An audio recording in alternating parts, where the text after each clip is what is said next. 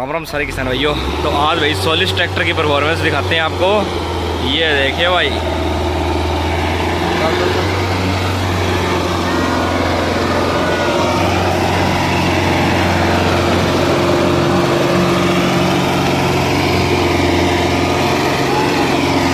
हाँ ये देखिए भाई सोलिस, ये देखिए भाई यमुना नदी के अंदर है ये ट्रैक्टर।